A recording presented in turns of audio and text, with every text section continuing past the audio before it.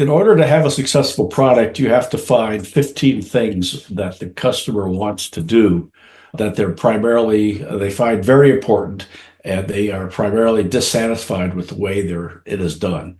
If you can accomplish that, then you're going to have customers are going to be infatuated with your product, with your brand, and be very loyal to your customer. Good examples of this is Apple and Amazon. Hello, David. Welcome to the show.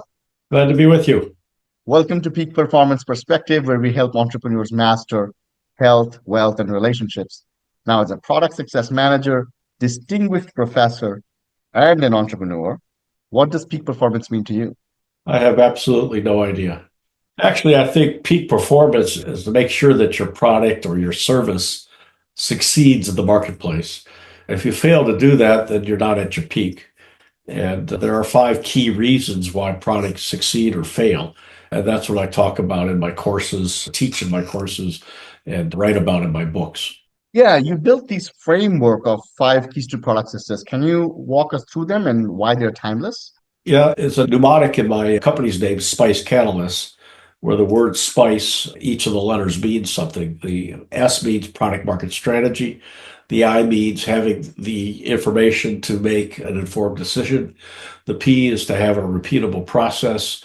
The C in spice is the most important one, and that's understanding what it is that your customer wants to do, why they want to do it, when they want to do it, where they want to do it, how they want to do it, what's standing in their way, how important is it for them to get it done, and how satisfied are they with the current way of doing things.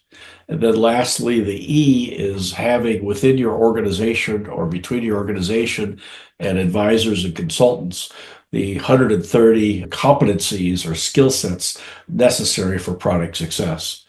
The failure to have all five of these things, and the S is a product market strategy, which has 32 components, is that about 35% of all new products and services introduced each year fail in the marketplace, which represents a waste of about $1 trillion a year to humanity worldwide.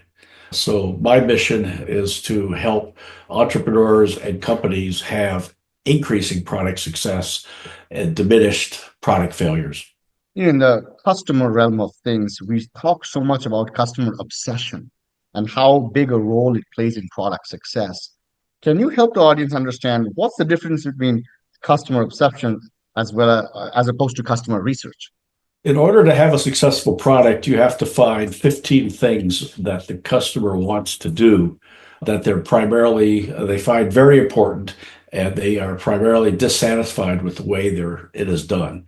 If you can accomplish that, then you're going to have customers are going to be infatuated with your product, with your brand, and be very loyal to your customer. Good examples of this is Apple and Amazon. So, out of the 15 thing list, could you name one or two that you feel most product companies miss out on? Well, every product is going to be different. So it goes back to what it is that they want to do, when, where, why, how important it is, and what's standing in their way. Some products just don't accomplish all those things, while other products do. And those that do it in a more satisfactory way of accomplishing those things that the customer finds very important to get done.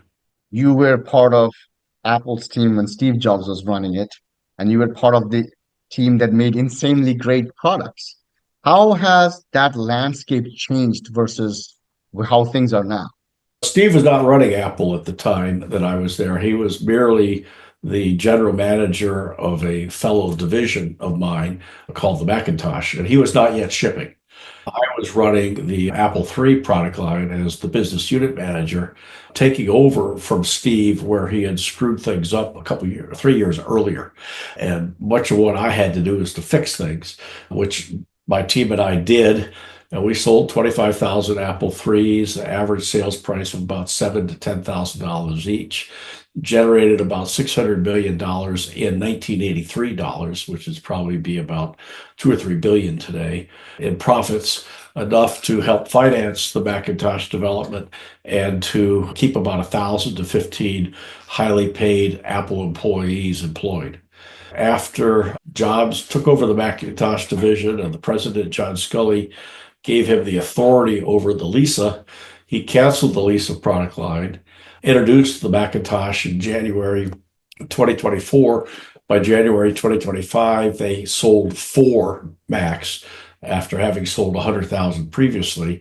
And people began to recognize you can't do much with 128K of memory because in order to run the pixel-based screen, it would take 64K of memory, and then you had the operating system. So the largest program you could write was 10K, and you couldn't do much with that. So that's why sales died. And within 6 months, as a result of pressures on the failure of the Mac at that point, the board of directors asked Steve to go find something else to do. Then there was the second coming of Steve Jobs when he came back in 1998, having have suffered the initial failures of the Apple III, which I had to clean up behind him, the failure of the Lisa, the failure of the Macintosh, the failure of his next computer, which I called his last computer, and then the almost failure of Pixar. And he sought out some advice from a fellow by the name of David Packard, who was one of the co-founders of Hewlett Packard, who I knew personally when I was at HP because I handled his personal PR when I was in the corporate PR department at Hewlett Packard. And one of the things that Packard taught him is the importance of company values, the HP way and Apple values, which up until that point in time, Steve had little patience for. When he came back, he says the thing that made Apple's strength was its values, that everyone that came into a room to make a decision were coming from the same place. And one of the other things that Packard taught him is don't be afraid to cannibalize your own product. So in the 20s, the 2000s, I mean, when Apple came out with the iPhone, which had the iPod built in, Steve was not afraid to obsolete the iPod in order to sell iPhones, which sold for average sales prices higher and thus generated more profits and more revenues for the company. So when I was there, I was at the same level as Steve. And I tried to stay as far away from him as I possibly could because all he wanted to do was shut down my product line with the misguided notion that if he got my product out of the office and business market, he'd have more running room for the Macintosh, ignoring the fact that the IBM PCXT was in that market.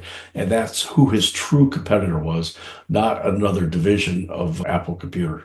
This is a great example. Even somebody like Steve Jobs, who's thought of in our society as one of the visionaries when it comes to creating products, right? There is a difference between perceived value and real value. And entrepreneurs suffer from this all the time. We think that something is going to be amazing only when it hits the market, it doesn't. So, for someone listening to this, how do you end up not making the mistake Steve Jobs made? Well, first, you just got to stop believing your own stuff and start looking at the facts. If you haven't found those 15 unmet needs or unmet things that people want to do and have a product that satisfies those 15 important things that they want to get done, then you'll believe your own PR and you'll get misguided. And let's not forget that Steve Jobs had the benefit of Regis McCann Public Relations in order to shape his persona and his image as this great computer visionary. Now, said that, he did have a unique ability to look ahead as to where the market might be in 6 years. Unfortunately, he thought that the market was there then and made decisions as if it was 6 years in the future. And in those early years, he would not have the patience to wait until it gets to that point. So, what would one story from Apple or HP be that taught you more than any textbook or training ever could? One of them was something that I actually taught Apple, and that is small groups can move more quickly and become more agile and be more responsive to the market than large organizations. And it turns out the Romans figured this out back during the Roman Empire. They always kept their legions to no bigger than 150 people. Hewlett Packard figured this out. They never allowed any division to get bigger than 500 in order to stay as close to the customer as possible. So I taught Apple that the small independent groups like my business unit had the ability to move quickly, respond to market conditions, and provide customer satisfaction. And that's why we sold those 25,000 Apple IIIs. Staying in the same realm of things, what are the warning signs that a product is being over-engineered? You haven't bothered to test it with your target personas to see if it's actually satisfying those 15 unmet needs. And then you start getting what we call it creep, elegance creep. And you keep adding stuff on without testing to determine whether or not it's really wanted or needed. Yeah. Elegance creep, there is gold plating, there is also being too ahead of the market, right? How do you go about coaching product leaders to maintain a balance in between the innovation that they want to achieve versus the usability with market based on the demands? Yeah, I was teaching one of my product success classes at Cisco a few years ago. And one of my lady students asked me, how do I know when the market window is open for my product? And I thought about that for a moment, and then it occurred to me when you have identified those 15 unmet needs, that's when the market window is open. When you notice that those 15 unmet needs are being fairly well satisfied, not only by you, but also competitors, that's when you turn your product into what the Boston Consulting Group calls a cash cow. So you have to be out there observing, interviewing, surveying, and then if you have big data available, doing the analytics to watch for and to listen for when those 15 unmet needs are there and when the market window is closing. If you do that, then your chances for success are significantly higher. I was given credit in 2003 for having shipped the first advertisement on a cell phone, but nobody cared. Nobody wanted it back then. And I tried to raise venture capital for my startup company and couldn't find an angel investor or a venture capitalist that wanted to take a risk on cell phone advertising. 2, 3 years ago, I checked it. It's a $15 billion a year business now. But I had assumed that the market was there without doing the research necessary to confirm that was there. And I made the mistake that many entrepreneurs make is they rush to market with a ready, fire, aim kind of attitude, not realizing that they got to put together their product market strategy, do their market research, understand who their target personas are, know how to position their product in the marketplace, identify their key value proposition so that you can have this elusive product market fit, and then have all of your other strategies in place before you rush to market. For those who are listening and they have a product in mind, info product or physical product, whatever it is, and they want to get started with the first initial steps to get some feedback from the market, how do they go about doing that? First, you go observe what people are doing in that particular space. Then you interview 40 to 80 people. And then you survey 800 to 1,200 of the target personas. That will tell you. Taking the product and just throwing it out in the marketplace and hoping that it will sell is the ready, fire, aim approach that unfortunately has gotten its a lot of interest in here where I'm at in Silicon Valley. And those activities tend to end up with product failures rather than with success. In those cases, instead of 35% lack of success rate, it goes up to maybe 80 to 95% of product failures as a result of not observing, listening, and surveying. What is your view on the minimum viable product, MVP concept, especially when it comes to now you've done the research a little bit, you want to create something and when you want to get more feedback, what is the right way to go about it versus the wrong way to go about Identify those 15 unmet needs, develop the product or service to satisfy those unmet needs, and then test it, which what we used to call beta testing on a target set of customers, depending upon the type of product. It could be 10 or 20 customers, or it could be several hundred. But don't just do like Facebook does, throw it out on the market and let it screw up all of society without having tested it ahead of time.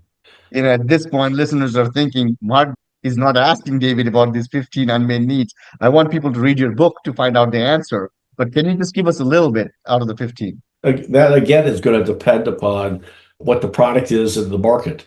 You can't go out there and ask people what they explicitly what they want or need, because implicit in that question is you have that person has to have an understanding of what their problem is and what the solution is. And most people can't do that. Most people can't even define the problem they have. They just know that they have some pain someplace called pain points. A classic example of that is allegedly Henry Ford went out there and he asked people on the streets of Dearborn, Michigan, not far from where I grew up, hi, would you like to have an automobile? And people said, "What's that?" He says, "A car. Would you like to have a car?" And they said, "What's that?" And they said, "All I want is a faster horse." If he had bothered to observe people moving through town in Dearborn, he would have noticed that they had a stick in their hands and they were whipping their horse to get through town faster. So the key there is observing what it is that people want to do. When Uber got started, Travis, the founder, was living in Los Angeles, and he found that it was very difficult to get a taxi cab. And I had the same experience when I would travel, particularly on business to LA. I'd call up Yellow Cab or whoever it may be. They say, "Okay, fine, we understand where you're at. The cab will be there in 20 minutes." 20 minutes goes by, I call him back. He says, "I'll be there in 10 minutes. 10 minutes, more minutes go by, I call him back. I forgot that cab driver went off station, so we'll send you another cab." The advent of the smartphone and GPS locations and the ability for people to use their own car rather than the taxi company having to put up the capital to give you a taxi cab. He was able to put together a service that lets you not only order an Uber or a Lyft ride, but you can see it on your iPhone or your smartphone where the car is, where in fact it's even backing up in downtown Los Angeles because of the GPS, and you can see it just before it arrives. On the other hand, so he observed what people wanted to do, and that's how he came up with that idea of Uber and Lyft. On the other hand, if he was living in Washington, D.C. or New York City, like I used to, there are cabs all over the place. And if you just reach up to scratch your nose like that, you get about 10 cabs would pull up immediately and start fighting over your fare. He would have not found any need for that kind of taxi service in New York or in Washington, D.C. at that time. So then he added additional features to it, such that you give them your credit card ahead of time. And when you get out of the car, you automatically have paid the driver and you can add a tip. As opposed to sitting in the car, rummaging through your pockets to find enough change to make the payment and or the tip, and or handing the credit card to the taxi guy through the bulletproof shield separating you from the driver, and then in futzing with some sort of terminal or a card reader in order to charge your credit card. So people, for the longest time, found it much more convenient to get from point A to point B if they didn't have a car and didn't want to take public transportation to use the services of Lyft or Uber. So if someone's listening to this and they haven't read your book yet, and the product has failed, at this moment, the product has already failed. How would they go about knowing if it was a strategy issue, it was an execution issue, or if it was a market fit issue? It's again goes back to observing your customers, interviewing them, and surveying them. And that will tell you which of those areas of failure resulted in your failure. So you have this illustrious career at so many different companies and so many different levels, building all these wonderful things. What compelled you to start writing books on product management? I would like to help improve the human condition. And if I could help reduce the money wasted on product failures and increase product success, then there'll be more money around available to pay people and to pay for protecting the environment. Yeah. So when you're looking at other product management curriculums, what do you think is missing the most from them? I think a lot of them, and there's not many, are preoccupied with these notions of product market fit, minimum viable product, ready, fire, aim. They're all wrong. I mentioned before that Steve Jobs benefited from having a large and good PR machine to help create his image as this great visionary. I read the first marketing memo for Apple as when the company was young. Mike Barkala wrote it, former marketing director from Intel, who was one of the first investors in Apple and became president.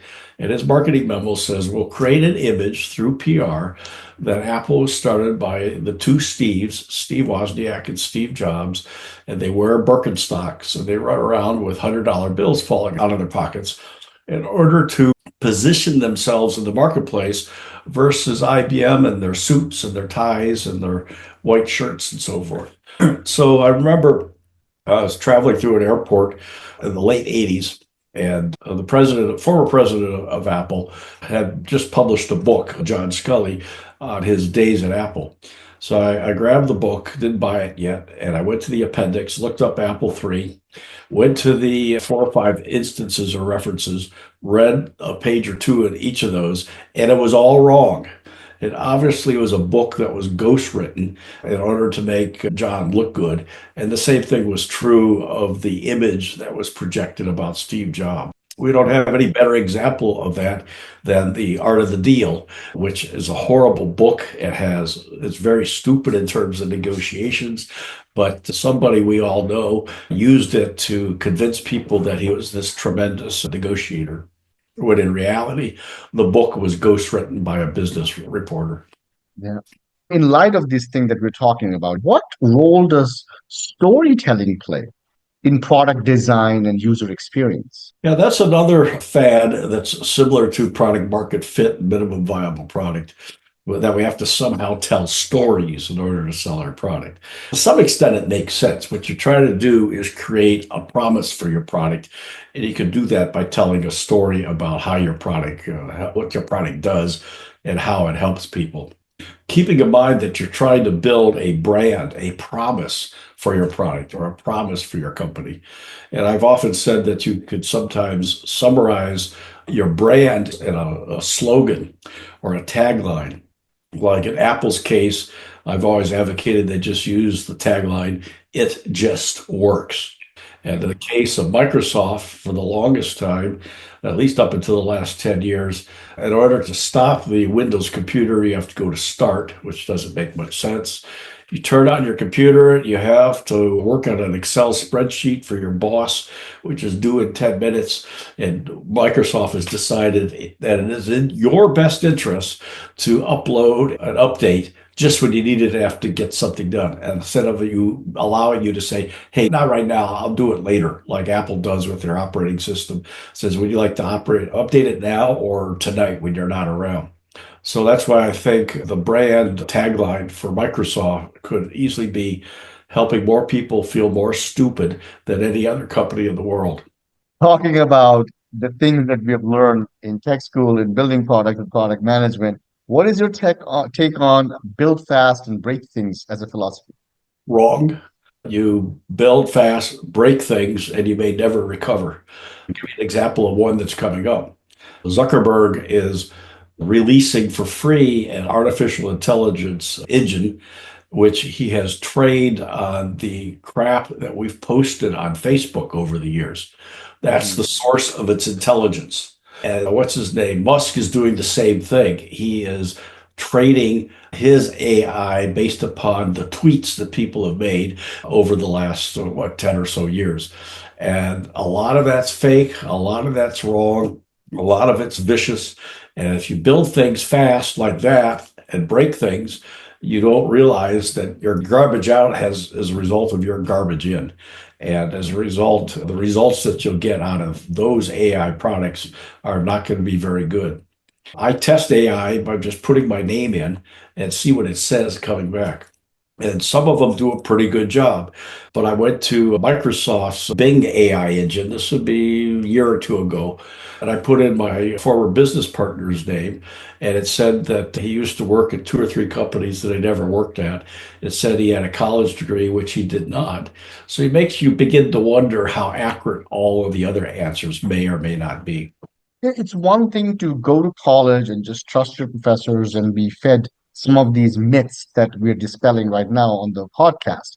But there's another thing for somebody at Steve Jobs' level or Mark Zuckerberg's level who are supposedly building and running multi-billion dollar companies to make the same mistakes. Why do you think tech leaders continue to do that? Zuckerberg has never been a product person per se. He's a Harvard dropout, screwed his business partners, acquired Instagram and WhatsApp in order to protect Messenger and Facebook. And he even said about a year ago that he and Apple are going to be competing in the market in 5 years. The guy's nuts. He doesn't know what market he's in, much less what Apple's market is in. And I wrote a blog on this topic and I delve into it in detail. Apple's built up this ecosystem of hardware and software, and Facebook has very little hardware, just the Ray-Ban augmented reality glasses. So Zuckerberg says he's going to compete in the smartphone market, in the cloud market of entertainment, like with Apple TV, Apple's storage, and those kinds of things in 5 years, especially if he's basing everything on the posts that some really silly people make on Facebook. I think he's going to have some real problems. And I think that as we talk here on April 30th, 2025, Zuckerberg is in court to be broken up, to have Instagram and Messenger or WhatsApp taken away from him. Wow. So again, is it the naivety? Is it overconfidence that is causing them to build things this way? Yeah, it's naivety, and he thinks since he got rich doing what he's done so far, that his what doesn't stink. So therefore, he can do whatever he wants. Talking about AI, how do you see AI transforming the product development process moving forward? I gave a paper on this to the International Software Product Management Association's conference at UC Berkeley a year ago in January, which is up on their website. If you take a look at all of the things that I talked about in terms of the five keys of success, you could use AI in most of them. And I provide a list of all the places where AI can be useful. Anywhere from scheduling to supply chain to trying to understand what it is that people want to do and to writing your product literature, to writing your ads, to doing the graphics for your product and for your ads, and so forth. It was funny, after I wrote the presentation, as a series of PowerPoint slides, and of course I would narrate it as I delivered it. I went to AI and I asked, what is it that AI could do for product management?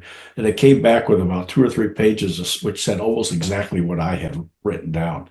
Now, if I'd done that first, I probably could have saved a couple of hours of time. How has your experience as a pilot to risk and decision making? Well, first, the pilot has to learn how to rub their tummy and pat their head at the same time, and they have to do it while their life is on the line. So they become experts in multitasking and in risk taking, where you're evaluating the course you're going to take, the terrain you're going to be over, the reliability of the aircraft that you have, what the weather is now, what the weather's going to be at your destination when you arrive there, and you have all of those critical decisions to make, and which is very similar to the flight of a prospective product. We're living in a world where we're looking for mentorship more than ever. And there are all the influencers out there who are teaching about personal habits. And you hear all types of stuff. Some people are waking up at 3 a.m. and dunking their head in cold water, while some are journaling. What does a person like you do when you wake up? What are some of the personal habits that you have built up to live a successful in your career in 4 or 5 decades? I think the most important thing is to make a list of things that you need to get done that day and keep a longer list for that week and that month and that year. And then I get enjoyment by crossing those things off the list as I get those things done. Without that, you flounder all day long and don't really accomplish things. Do you prioritize different items with different scaling methods? Yeah, it depends about how important it is and what the consequences are. Some things might produce more money than other things, so that may tend to have a higher priority. Some things might be more fun than other things, so I try to push those down so that the money-making things are higher on the list. Yeah, you could develop a set of criteria that you use. One of the things I did as a manager is if somebody else was waiting on something that I needed to do, those tended to rise to the top of the list so I can maximize the productivity of my team rather than slowing down the productivity of my team. Looking back, was there a failure that shaped you in ways that success never could? I think my example of the first ad on a cell phone, which was a failure, in my little company, my amount of games, I ran out of money, so we went out of business. So another one was I targeted Nokia phones for this little ad it built into cell phone games. And after I had the product developed, released it, found that Nokia was only selling two models in the United States, and it was only at AT&T, that I was hoodwinked by Nokia's marketing and sales department and developer department, only to find that, yeah, they had the worldwide market share of cell phones, but it was mostly in Europe and Asia, because they were the cheapest phone around. And most of the phones did not have the capability to run a game and therefore display ads. So I invented some little things like a virtual cigarette lighter that if you go to a concert and you want an encore and you reach into your pocket for your cigarette lighter and realize that you stopped smoking, you could at least pull out your cell phone and run this little app that says encore. And there'd be a little ad across the bottom. You can wave it around to get Mhm. it. And the Los Angeles Times found that to be humorous, and they did a little article about how it was used at the Hollywood Bowl to get an encore from the performer. But my installed base for my ad inventory was in Europe, and the sales force I put together was selling ads to American companies in the United States. So I had a big disconnect between where my market was and where I was able to distribute or make the sales. And that was another failure, that I had failed to do my market research before I hurried up, ready, fire, aim. You have recently started sharing something called Letters from Jaime, which are your father's letters to the world. What inspired you to start doing that? Well, a cousin of mine somehow came across a lot of letters that my dad, his name was Hyman, and he went by the sometimes the nickname of Jaime. So the book Letters from my Jaime was a way to publish his letters, which were pretty funny. And he was an excellent writer, a good journalist, a very good humor writer, but he became a plumber.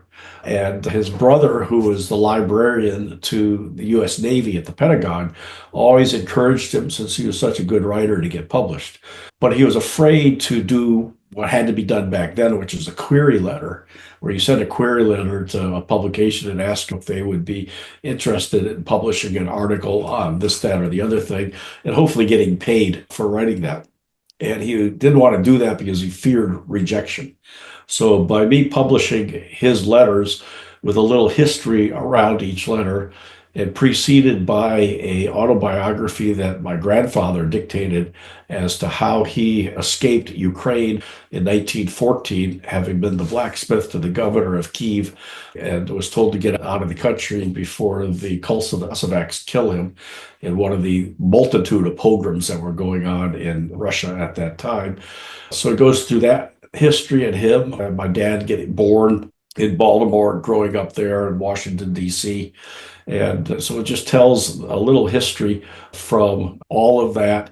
And as part of my research into the book, I joined a Facebook group for people named Fradin, and found a book of Fradin written in French, which covered the 600 years of the Fradins in France, and found that my great grandmother, probably roughly 23 generations ago, left Spain in 1493 after the Inquisition of 1492 that told all the Jews to get out of the country. And she was traveling north through southwest France and was being robbed by some robbers. And a gallant man came out on horseback with a sword. His name was Fradin, and he and his servants rescued her. She was beautiful, 15 years old at the time. They got married. And then a number of generations later, one of the Fradins was a general in Napoleon's army. Another Fradin got appointed a duke by the King of France. And in French aristocracy, if you're a member of your family gets a title like duke, that's passed down to the next generation and next generation. And even though that was eliminated during the French Revolution, I still honor that. So that's why if you search for Duke David Fradin, you'll find Letters from my Jaime on Amazon, available worldwide, and also as an audiobook. Wow. Obviously, your father's journey is deeply rooted in the Jewish American immigrant experience. How was it to read your father's letter, and how did it change your understanding of not just who he was as a father, but also a man navigating through such turbulent times of war and identity? Yeah, I remember asking him, were you aware of the Holocaust while it was going on? And he said, yes. And I said, what did you do about it? He never answered the question. So when I was researching the book, I found out that 500,000 men and women that served in the U.S. Armed Forces during World War II were Jewish. And I think it represented something like 20% of all the enlisted men and women in the armed forces. Yet the Jews at that time only represented about 4% of American society. So the Jews knew what was going on. They joined the military. My dad enlisted in order to fight Hitler, in order to fight back against the Holocaust. What do you hope younger generations take away from your father's story, especially those who have never really heard firsthand stories of war, been in it, and dealt with this level of family sacrifice? Well, I hope they learn a firsthand account of what was going on between the early 1900s, or actually earlier than that, the 1880s in Ukraine, through 1870s, which that's the historical period that the book covers. I remember I had American history in elementary school, junior high school, and in high school. And we always started way back with the Romans or the Egyptians or something like that. We always ran out of time and never covered much in the last 100 years. Yet the last 100 years of world and American history shape what's happening today more than what happened in Egypt 3,000 years ago. So this book helps give you a firsthand account of what was actually going on. Coming back to you, your life, your legacy, the work you've done, what do you wish more people asked you about your work? I'm doing it now in terms of these podcasts to talk about the 5 keys to product success. And on my tomb, I hope it says he helped products succeed. Yeah. Is that what you think your mission is? Yes. What would be, what would your 25-year-old self be the most surprised about to learn about who you've become today? At age 25, I had, prior to that, started the flying club at the University of Michigan, which is still going today. It's trained over 5,000 pilots. In my sophomore year, I started a student organization that my aerospace engineering professor asked me to start called FAST, FASST, or Fly America Supersonic Transport. And by the end of my sophomore year in college, I testified before Congress. And then in my junior year, after the SST was not funded by the Congress, we felt that it was as a result of a massive anti-technology feeling in the United States in 1970, 71. So we changed the acronym to stand for Friends of America Supporting Science and Technology and ran that. I had 3 people working for me in my junior and senior years in college. And then when I graduated, I took the organization to Washington, D.C., right next to the Brookings Institution near DuPont Circle.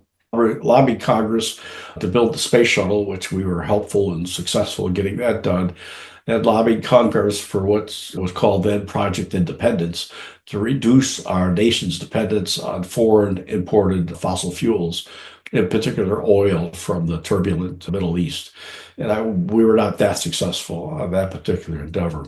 Then when I felt couldn't be a student anymore, I was recruited to go to Minnesota to run the Environmental Balance Association of Minnesota.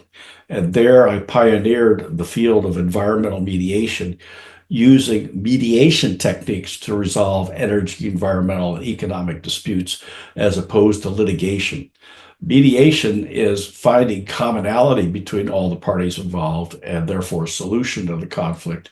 Litigation is like negotiation, where there's winners and there's losers, and that's not a right way to resolve the gray areas of the intersection between environment, energy, and the economy. So I mediated a couple of big disputes then, and then I turned 25, and Hewlett Packard recruited me to move to California. And I would do anything to get away from the cold of Minnesota, and went there and helped with the siting of new facilities for Hewlett Packard out of their corporate PR department. So back then, when I was 25, I had no idea of the field of product management. Yet I had a degree in interdisciplinary engineering, which was a technically trained manager from the University of Michigan. And when I got to the corporate PR department, I saw that everybody had selectric typewriters. And I had word processing way back with my FAST organization and with my Environmental Balance Association. And even when I ran John Connolly's presidential campaign for the state of Minnesota, I had a word processor for my secretary. And I couldn't believe that nobody had word processing in the corporate PR department, because this is the only department of the company that knew how to type at the time. So I introduced internally a software program that ran on the HP mini computer to the 32 people in the department to improve the productivity by introducing this HP Slate word processing. It turned out that was all the skill sets one needed to be a product manager. And one of the nice things about HP is I was able to transfer laterally into a product division in the office systems group, and I was given the responsibility for a couple of products. And it was from there I was recruited by Apple to bring the first hard disk drive to market, which was enormous capacity of 5 megabytes. And it was very cheap, it was only $3,500. So I could not have envisioned back in 25 that I would have gotten into this field called product management, which, by the way, I prefer to call product success because that explains better what a product manager does. Well, you've lived so many lives in one life. There are signs of bravery and taking action and trying new things and being bold and taking on projects sometimes in places that you might have felt at the time you were unprepared for. What's the driving force behind all of this? I think it's the need to get things done, the need to accomplish things. And it goes back to making a list every morning. I get satisfaction by getting things done versus doing nothing. David, it's been an honor and a pleasure talking to you. Please tell our audience where they can connect with you, what's going on in your life. If they go to my website, spicecatalyst.com, or go to my personal website, davidfradin.com, all of my contact information is there. Connect with me on LinkedIn, and then all of my books are on Amazon. Just search for my name or Duke David Fradin for letters from Miami, and that's how folks can get in touch. Thank you so much for being on the show, David. It was a true pleasure to have you here. Putting up with me. Thank you.